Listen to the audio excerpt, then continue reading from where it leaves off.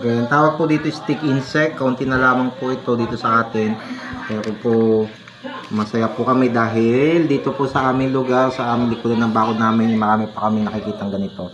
Ibig sabihin, healthy pa po yung environment. Kaya pag nakakita po tayo ng ganito, huwag po natin patayin.